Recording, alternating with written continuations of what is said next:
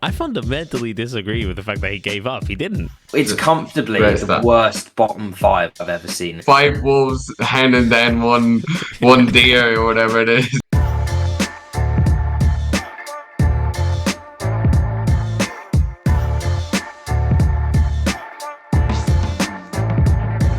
Hello and welcome back to Just Another Football Podcast. We are back for the first time in 2 weeks. A lot has happened since, including a 9-man Tottenham playing with the highest line that is possible. So that definitely is a world record high line. But we never got to talk about that, sadly. However, the Premier League brought the goods again this weekend and came up with a double Desmond in a singular game between Chelsea and Man City. 4-4, guys. And here to talk about it is Harry and Fergal. Hello, guys. Evening. Oh. How are you? Was it one of those where you like, this is too much and I need to catch a breath here? Or weirdly, when I was watching, I only caught the second half. Maybe that's the reason why, but I didn't actually feel like, oh, wow, this is crazy. We'll never see anything like this again. I just felt like they're two bad defenses. Like, just really bad defenses getting punished, rightly so. I felt like a bit like a Tottenham fan at one point because I was like, oh, whenever we were losing, I was like, you know what, I can take it if we lose by a goal here. I'm happy enough. So similar to Tottenham and being how proud they were to lose to Chelsea earlier in the week. Yeah. Proudly losing only 4-1. I was like, I could take a loss. I wasn't expecting whenever it was 4-3 City. I was like, oh, I can deal with that.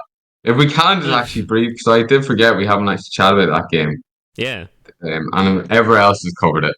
It was mental. The high line, I think, is just ridiculous though. Like people praising him. Like, no, I think it was spot on. I'll tell you why it was spot on.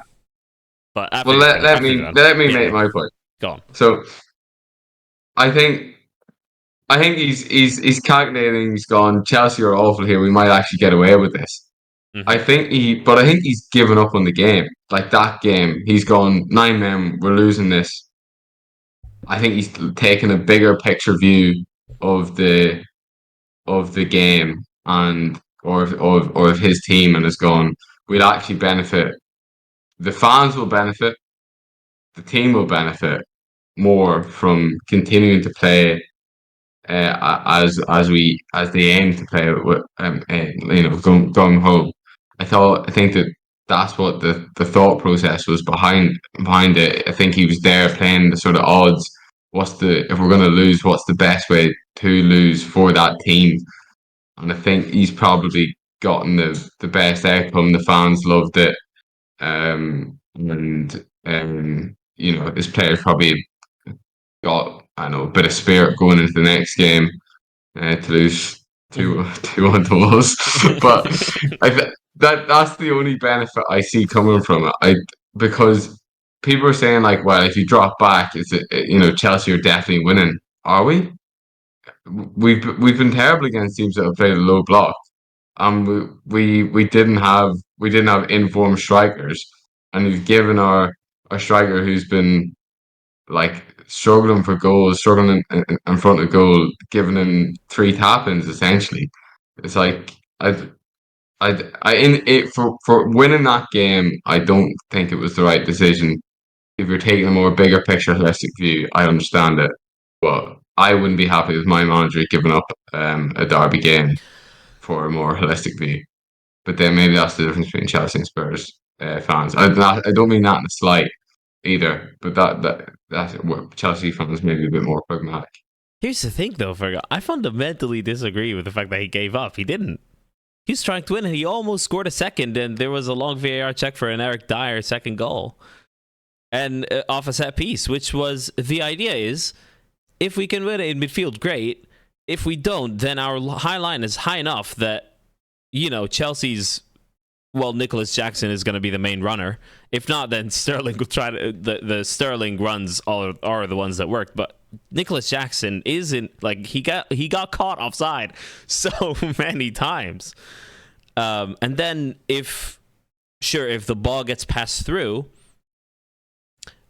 I think there was a general feeling of Chelsea just form-wise aren't great, so things aren't coming off well. So if a pass is heavy enough that Vicario can come out and get it, which he did multiple times, he got there, and I feel like they almost pulled it off. Like the third goal was scored in like the second goal was scored in like the last 5 minutes of regulation, something like that. No, it took 20 minutes from 20 minutes them from going down to 9 men. So I think it was around 15 minutes ago. Okay, but it's still late enough. Like, still, they held up for long enough. I think they would have been better off doing a low block to beat this Chelsea team. You're saying all the points I was saying, except you're flipping it on its head. You're saying with this Chelsea team that maybe they might not have scored the tap in. Of course they would have. And like they literally the one strength Chelsea has is pacey forwards and behind. Mudryk, Jackson and Sterling, yes, they were all being caught offside. Yeah, but that's kind of the point. They had enough chances and enough time to get one of those right that it worked out. I think they would have been better off sitting back and trying to hit us on the counter attack. But that's just me. I don't know. I also think yeah, you could be right, but I don't. I think Chelsea would have been wise enough to at least Thiago Silva at the back, like commanding his back line to like not go too high in term, just in case like a long ball gets launched behind their backs. But we'll never know, right? And then we'll never know. We'll never know. And then they followed it up with another 4-goal performance against an 11-man Man City. Impressive. Yeah. Good. Thank you. Very good. Yeah. And I was not expecting it going into this game. I was like, we struggled to beat 9-man Spurs, and it was absolutely dross. Like at times for that 20 minutes, trying to figure out how to knock a ball in behind. And I'm like, oh, this Man City team, they're in good form. Like I did think like we weren't going to be hammered, but I wasn't expecting us to play as well as we did, and players like Conor Gallagher had a great game, and Jackson took his goal well, and James done really well at shutting down Doku. Yeah. So a lot of big performances that it was needed, and hopefully we can use this as a springboard for the rest of the season. Harry, how did you feel after watching the game? Premier League classic or just like two stupid teams? No, it was a great game. I mean, you can't put Man City in the category of stupid team. Like, it's a freak one-off for them to concede 4 goals. That is true. I mean, it's as open as I've seen them, definitely. Mm-hmm.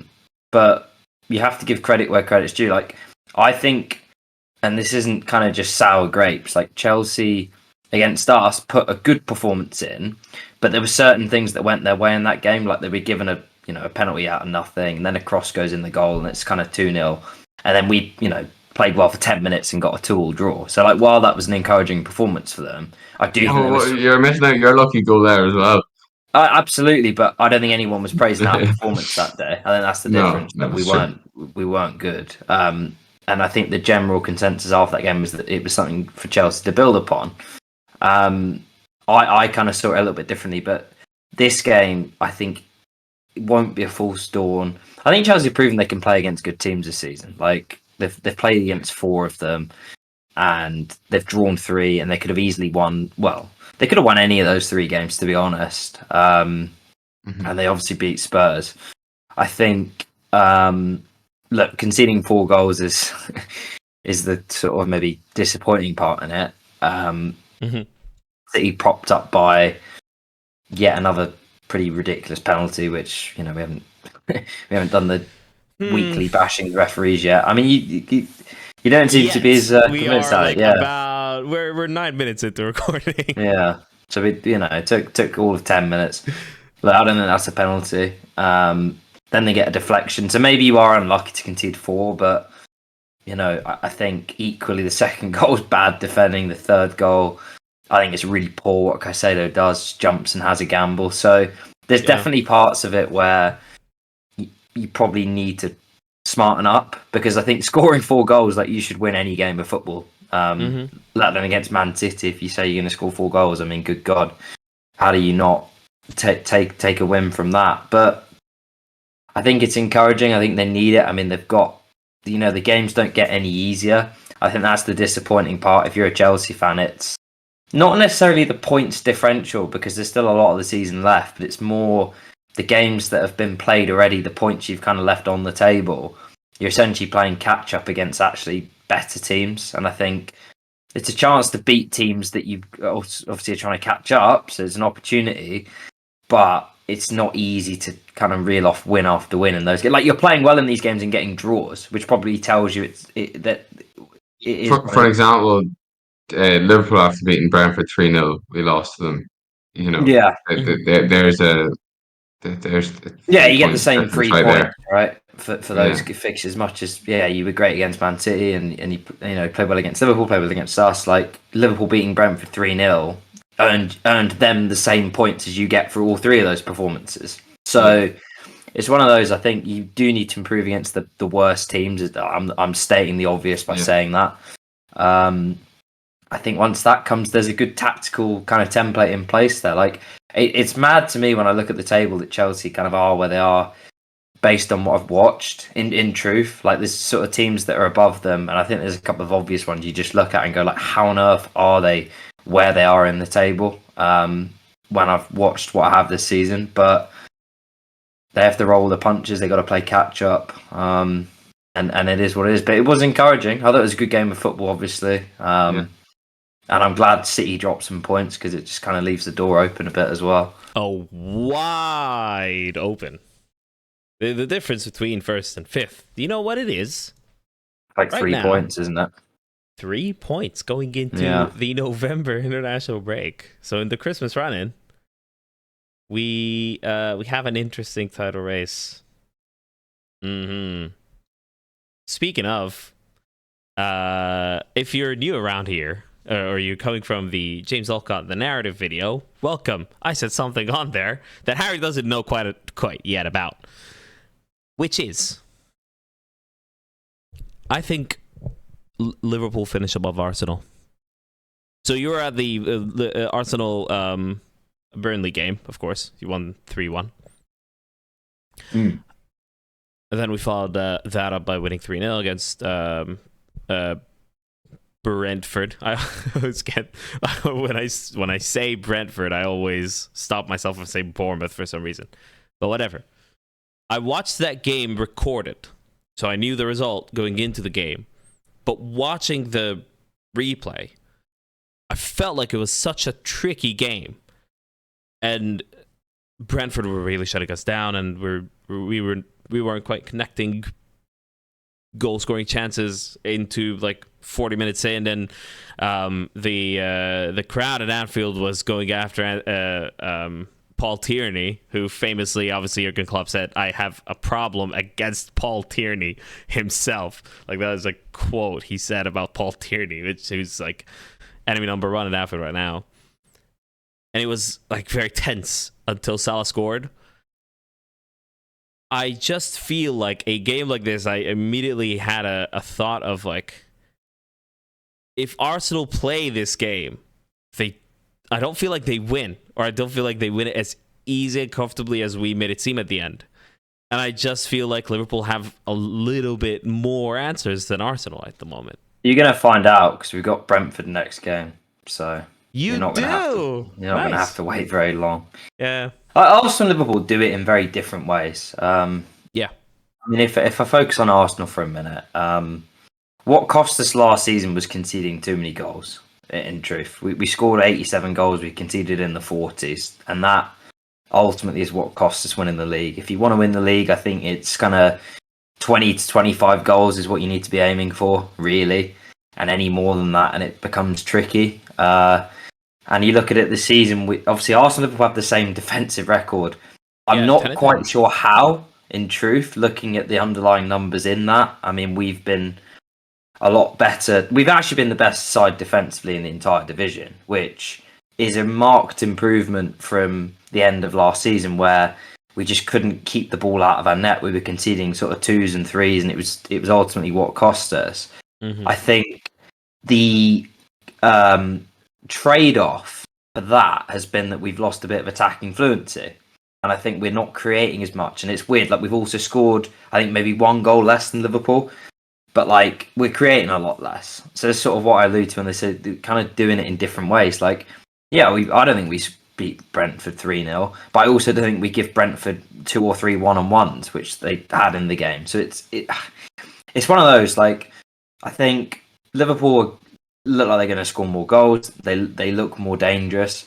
They maybe do have more answers, which is kind of what you're alluding to. But then, I don't know, like Arsenal maybe have less questions to answer when I watch the game for 90 minutes. We don't really lose. Like, I watched that game yesterday, and we were bad against Chelsea, but we were never kind of giving loads and loads away. We don't really give many chances away in games. We maintain pretty good control across large periods of football matches. The tricky part with that is the second you need to chase the game. So take the Newcastle game last weekend when you lose a goal and like, yeah, it's controversial, it's contentious, but like you go 1-0 down.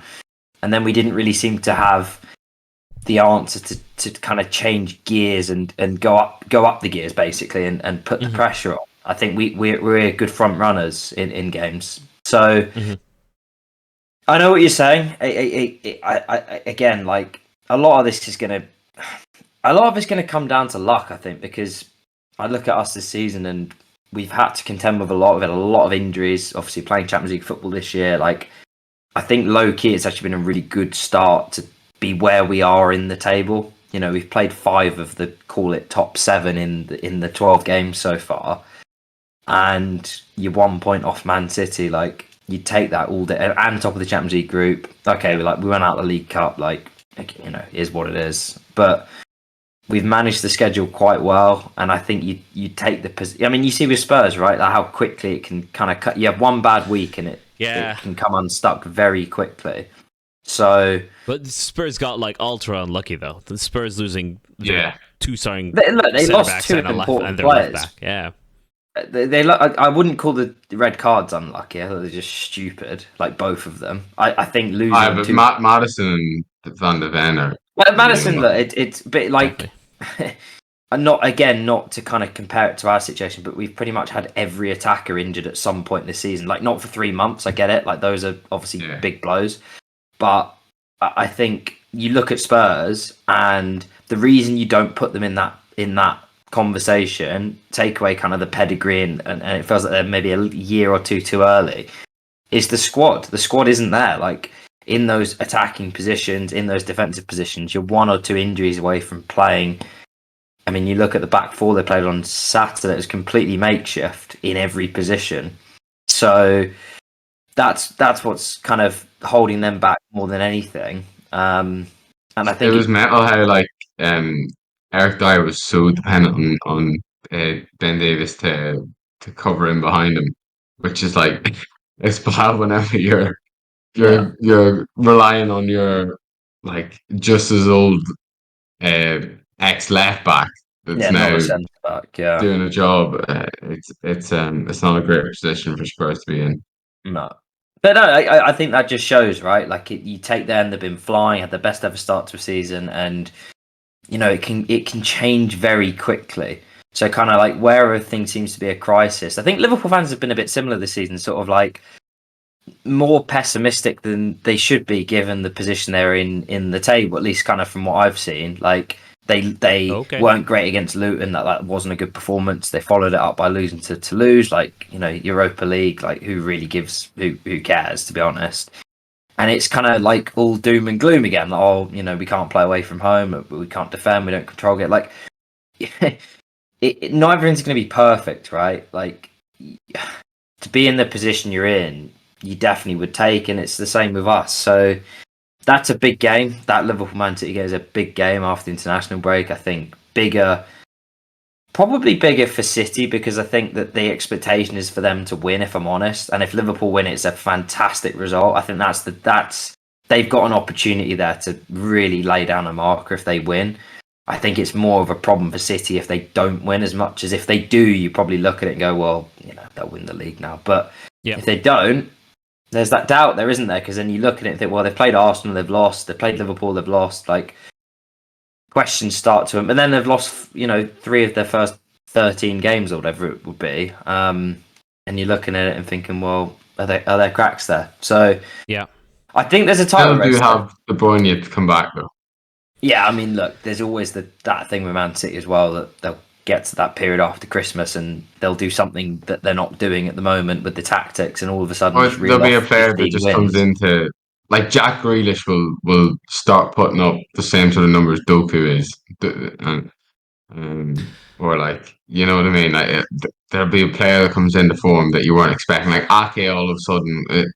Like I got a centre back that was like solid. He then was like incredible. And you're like, where do they keep? Where do these guys come from? See, I don't think it's a question City will win the title. I do think it's a question where the rest finish. It's But the only question when City win the title is how early is it going to happen? How early is it going to happen? Exactly. But I think they do leave it quite late, because I would hope, and I think it's possible, that this pack of 5 can actually carry on pushing each other until like April-ish. Man City would just pull away. And I love the way you're talking about a pack of 5 as if they're like all working together. Yeah, like it's five wolves handing down one deer or whatever it is. Handing down the deer title.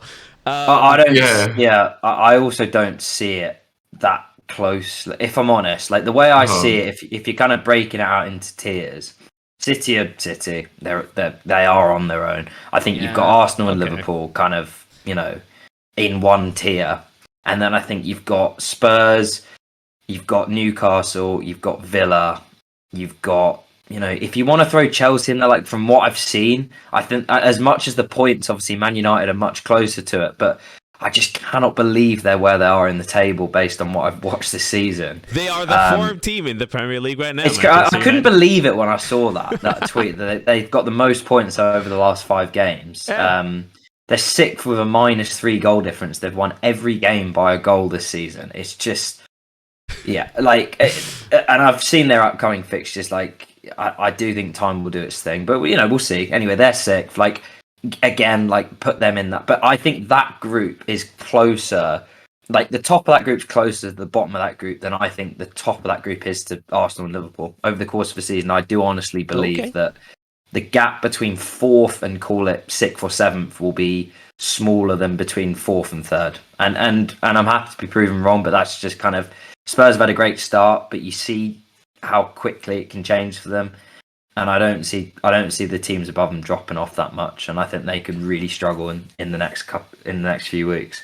See, I would put Villa with Tottenham grouping, and I think Villa will like carry on having good health among the squad. They didn't have a lot of injury problems this season yet.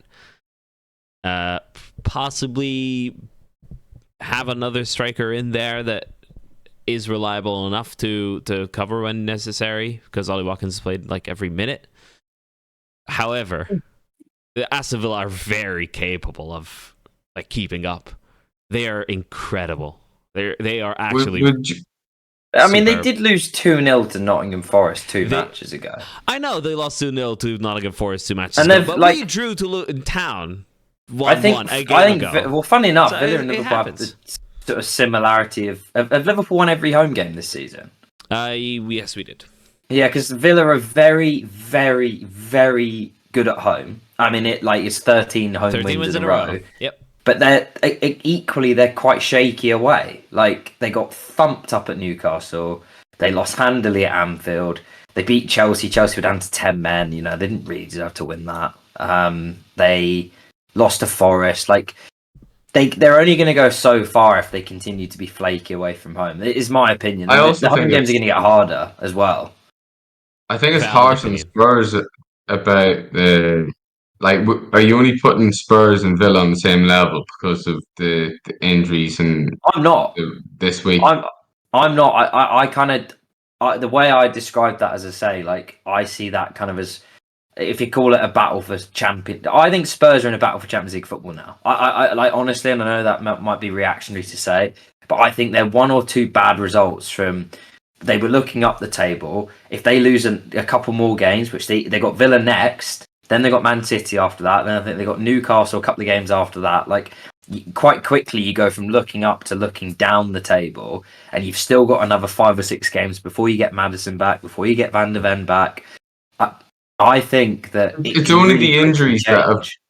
It's only the injuries, the long injuries as well. If it was a couple of weeks, I wouldn't be so down on Spurs, but just the length of those injuries, But the problem is, is what's putting me down. But if I but before those, if they just had lost those 2 games, but they still had, they wouldn't have lost the Wolves if they had their 2 starting centre backs. Or if Madison and Van de Ven were in there, because I watched that game and the Spurs were they great for the first goal, and then that was about all they'd done. yeah, they didn't do anything. Madison was missing so much in that game for that spark in midfield. So if he was there, I don't see them losing that, and then if they don't have to play Dyer, then they probably look a bit better there as well. So. The problem is, I know what you mean, but they're only one injury again, or one from Dyer being back in. That's the problem. Like, I know what you're saying. If they get those guys back in, then suddenly they've got a strong 11. But the squad players are the squad players at this point in time. Like, there's a reason that with a few injuries at the weekend, that's what they were playing, right? It wasn't just 1 or 2 injuries. Like, you've got 3 or 4, and then it's Dyer and Emerson Royale and Davies and Højbjerg playing in a midfield 3 with Basuma, and so, like, that's all they've got at the moment. So unless they go into the market in January, it's going to be the same thing all season. And yeah, they probably won't get another 2 players get injured at the same time for 2 or 3 months. But you can get what we've been having, which is sort of niggling, kind of someone's out for a couple of weeks and someone else is out for a couple of weeks, someone else. And if it rotates around their side, they're still going to have the same problem of relying on players that, let's be honest, are just nowhere near the requisite quality to keep them where they want to be. So that's why I put them there. Like, I'll happily admit, I'll take bias out of it. Their first 11 is very good. I think, it's not a mile off, but beyond that, the squad is nowhere near. It's just nowhere near it needs to be at this point in time. And I've been saying that all season, and I'm not even. I don't even think it's that. I don't feel that vindicated, because I think it's just been that obvious that a couple of injuries and the guys coming in just aren't up to it. So that's why I put them in that group. Harry is buzzing. You can feel it in your bones. All right, so yeah, that is the title talk. It's still early enough to be talking about a title race, but it's shaping up very, very well. Like, I struggle to remember since I said this, when did I say? I think I might have been recording the previous video about for the October superlatives. But I think I was saying something like, I don't remember a title race this close since 13-14, and long may it continue. Like, I would love to see someone or a group of teams challenging. Only November. It is only November, but what I'm saying is, I'd love to see that carry on, right? Yeah, there's not been that kind of like separation from 1 or 2 teams, which you do usually see by this point. Well, yeah. I remember the season. It would have been the season Chelsea won the Champions League. So during COVID? What's that? Yeah. Okay. So when 1920. There was I think it was around this time. I think Chelsea went top of the league under Lampard. Yeah, they did. Yeah, in November. That was after I think Liverpool had a little run at the top. Everton were up there, from what I remember. Everton under Ancelotti. Yeah. And so they were back then. It was Bit the of a same bonkers thing at this season. point of the season, and then everything just falls apart. Yeah. And like, yeah, so it's Christmas is and always will be the like separates the men from the boys, and we'll see how many of these teams come through Christmas still within pushing distance of I, Man I, City. I I have a theory on that as well, which is that I think the reason you're seeing kind of 4 or 5 teams that have it might be the highest combined points tally after whatever it is 12 games. I don't know what it actually, but it's up there, right? My theory on that is Sounds great, Harry. Just say it anyway. it's comfortably Great the stuff. worst bottom 5 I've ever seen in the Premier. It's so bad. Like the bottom half this season is dreadful, really, really poor. Like you could throw a couple of teams like Wolves were pretty good at Not the my weekend. Wolves. They've been better than I thought, but the bottom 4 have been shocking. Albeit Bournemouth were actually quite good on Saturday. You've got Fulham, terrible side. Everton are Everton. Palace have been just bland for ages. You've got Nottingham Forest. Like, there's easily 7 or 8 teams there you look at and go that realistically they're fodder for the top sides. Like, barring a poor performance, they should be beating all. And I know this isn't the way it works, but like you can see why they've just been beating on the teams at the bottom of the league. To be honest, I have to fact check this, but I think the current top 10 is the current top 10 that all 4. George is another one of our co-hosts. He's not here today. All 4 of us predicted would finish in the top 10. And the current bottom 10 is what all 4 of us predicted would finish bottom 10.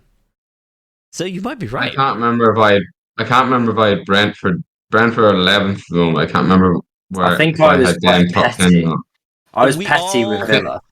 You were petty with Villa, but I don't think I put you them would have bottom had them- half. I think I might have Exactly. put them 10th. Yeah. Because we definitely we're- all have the we're same probably- top and bottom 10. Because it felt quite obvious to say as well. Yeah. Like Exactly. So Exactly. yeah, that's just my theory on it. Like, Mhm. and there's a couple of decent teams in the upper bottom half, but yeah, there's some bad teams. Like they're not good. Yeah, I- I mean, I've You know said what? this multiple times, but I wonder if we can relegate 5 Premier League teams at some point. I think it's actually the top 10 are just like incredible. Like look at Villa. Look at their squad. It's ridiculous. And it's not like and Brighton and West Ham. Like West Ham have like Paqueta. Yeah, exactly. I was about to say. Someone pointed out in a podcast I was listening to earlier. Lucas Paqueta is way too good for West Ham, and Mohamed Kudus is soon going to be the same. Yeah, exactly. So like I think it's just like the top 10 are just incredible. And then you've got a team like Brentford who are like they're like the middle of the pack, and they punch above their weight. But they've got like where is he? I'm just I'm just trying to remember if he still plays for them. Damsgaard is injured at the moment.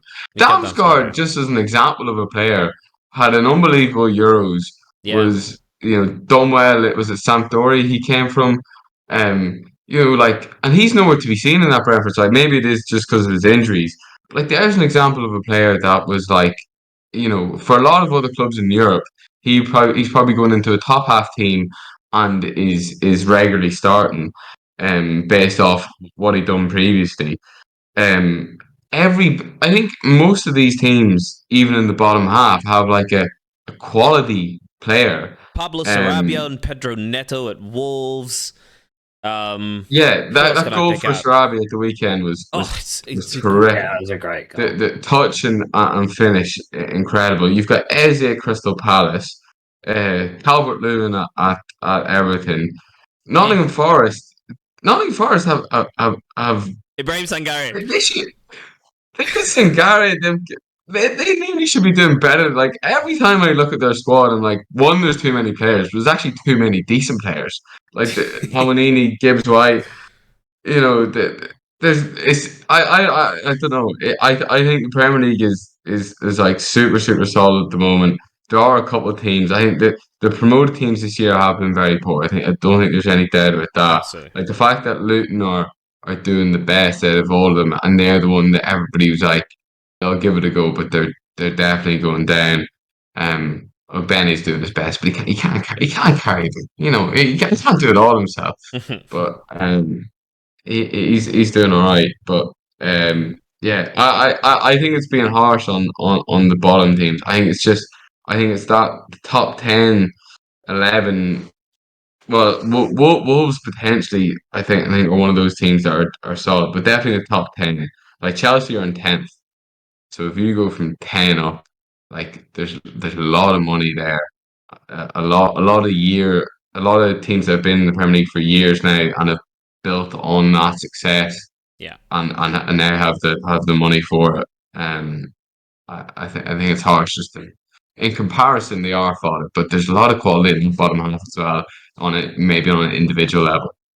I think I agree with the fact that the separation between top half and bottom half is potentially like very visible. And I agree that the general quality of the Premier League is amazing, but I also agree that the bottom of the Premier League is It's terrible. horrific. It's the worst I've seen. Like I truly, I'm so sorry to be petty about Everton yet again, but how are they 14th? They're on a How are good they run. 14th? They're on a good run, to be fair. You got to give it He's to a them. great manager. They are. I don't know. They could get the points. for that. Just because They are. it goes against your prediction, Ali. Me and George have belief in Sean Dyche. Hey, Villa are 5th. I always stick by that prediction. They will finish 5th. All right. Okay. Something interesting that happened, given we're going into the international break and the England squad selection obviously happened, and obviously they Southgate had to throw a few surprises in there. But can I just mention Harry Kane, because we don't ever do it, because it's Bayern Munich and it's boring. But he already has more goals than the top goal scorer from last season. I did see that. He's got 17 already. Yeah. 17 goals. Top scorer last season, of course, was Christopher Nkunku with 16, which is really low, admittedly, but 17 by November is crazy. It's a joke. It's a cakewalk for him, isn't it? That league. Like, he's loving I can life. say it now. He's a bloody good player, and that he just has no business playing in that division. However, Bayer Leverkusen are leading the league by 2 points. Yeah, there you go. We'll go watch the previous video. I'll explain their tactics, and they are quite enjoyable. Sorry. As we're going into the international break, it's for Euro qualifications, and they've already qualified. Yes. One thing that I've sort of only realised recently is that Harry Kane's going. There's less teams in the Bundesliga than in the Premier League. Yeah. He's got one less cup competition to play, and they get a winter break. Yep. So Harry Kane, he has turned 30 now. Like there's not many better divisions for him to be using to prepare for the tournament. And it's going to be in Germany. Is what you're saying? Yeah, absolutely. He should be going into that Euros tip-top form, and like Bayern more than likely will end up running away with the league, so he can have a rest at the end of the season. Well, I suppose it depends on how they do in the Champions League as to whether he gets rested at the end of the season, but he should be going into the Euros as a favourite for top goal scorer. I think the biggest pressure to win the Euros this time around is on England. Definitely. It should be. It absolutely should be. Given the players they've got, like, why not? One last question before we pick our short king of the week, and I already have my choice here. Why didn't he pick James Ward-Prowse? Just let's forget about the picks are rubbish, or let's try to step away from opinion and try to formulate some kind of theory as to what else he has to do to be included in the England squad. Harry. I honestly, and I'm not even his biggest fan as a player. Like, don't get me wrong. I think the reason I'd have took him, and I said this when he didn't go to the World Cup, is when you get down to sort of like your 23rd and 24th and they have to have some sort of edge as a player, like why you're taking them. And I remember at the time it was I think Conor Gallagher went, and I just looked at it and went, well, why the hell are they taking him? Like, not to discredit him, he's been really good this season, but I looked at it, I was like, I just don't get it. Like, he's not going to get any minutes. Whereas someone like Ward-Prowse, if you're, like the France game, right? You need a goal in the last 5 minutes. You're pushing. You get set pieces. It goes to extra time. You're pushing. Like, maybe goes to penalties. He takes penalties. Like, his edge, if you will, is set piece delivery. He just has it on a string, right? Like, you need a specialist player, in my opinion, in that position. Whether it's him, whether it's a striker that's fucking, I don't know, like 6'8" tall that you're just chucking onto aim crosses. And England used that to their strength in the previous World Cups. So I don't know why you wouldn't lean on that again.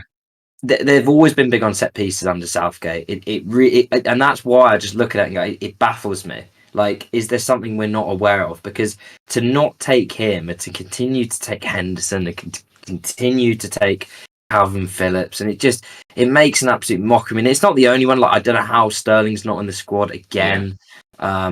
Enrico Lewis is somehow. Yeah, he's called Rico Lewis. Like, fine. Like, I don't think he has a clue how to use him, but like, good for him bringing him in. But like, I agree, and as I say, I'm not even Ward-Prowse's biggest fan as a player. Like, he's not someone I'd want playing, like big minutes against great sides. But last 15 minutes of a game, when you're pushing for goals, I just can't see why you wouldn't want him there as an option to chuck on and, as I say, aim crosses to Harry Maguire's head, because we all know he's going to be in the squad, and he's actually playing quite well at the minute. So fair enough, but yeah, really, really baffling. Like, a hard one to explain, and totally not a meritocracy. But how long have we been saying that for? Fergal, is this the international window where Ireland have to lose to the Netherlands to have a chance of qualifying? That'd be the one. Well, yeah, that is the way it's done. When I looked at it the last international break, our chances are very slim of getting a playoff position because we have to rely on. I can't remember who it is. It's like Liechtenstein beating somebody. I can't remember what it is, but we have to rely on so many ridiculous results to get a chance for playoffs. So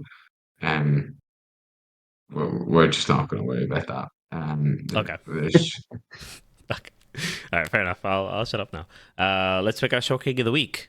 There is someone, I don't know if we've picked him very many times, although he is potentially the best player in the league, potentially one of the best players of all time in the Premier League, and is Egyptian, and is short. The Egyptian short king, Mohamed Salah, 5'9", just about makes it, and scored his 200th league goal over the weekend against I struggle to say Brentford, and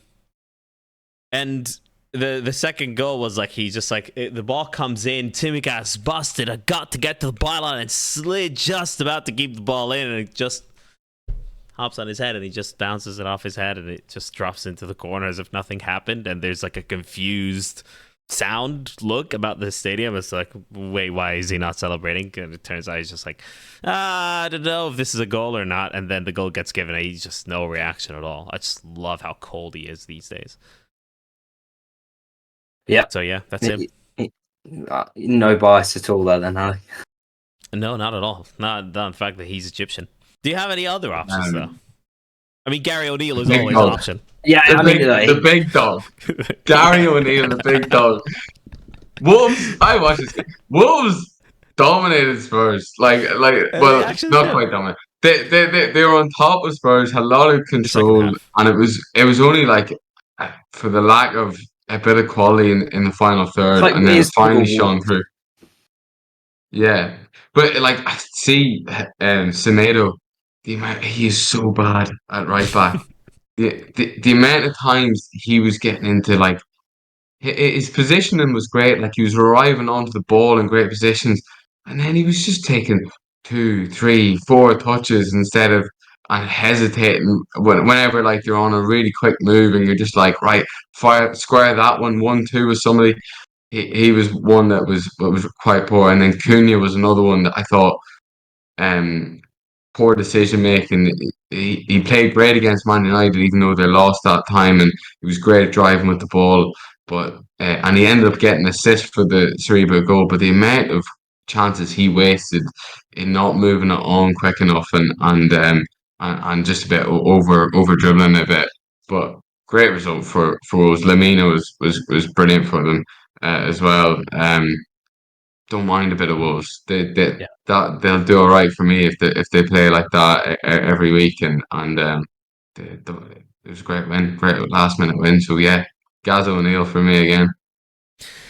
He gets it so many times, for God's sake. Yeah, he Salah can't. hasn't gotten enough at all. I don't think Salah's got one this season. I'll be honest. I didn't even know he was eligible. I didn't even know he's eligible. He's 5'9". Are we definitely sure about his height there? Yeah, Yeah, 5'9". yeah. I am. You can look at it yourself, Virgo. No, I would. I do. I I would believe you. believe. I would believe. Well, actually, I don't know if I do believe you because you are very biased. Okay, anyway, he's okay. He's okay. Can we give it to Salah this time? We can give it to Salah. Yes. Let's go. On this note, thank you very much for watching. Go check out the narrative. You, of course, you will have probably watched the narrative before you got here. If you didn't, what are you doing? But thank you. Can I just say, like, it was so much fun, even though it was 7 a.m. where I am. But it was genuinely great fun, and it's just it's always great to talk to James. You know, he's been on the podcast before. He's our mate. But no, it's an honor to be on there. Thank you, James. Thank you, guys. Thank you, Fergal and Harry. Great episode as always. Great times. And we'll see you on the other side, whatever video or podcast we do. All being well. Cheers. Nice one. Have a lovely time.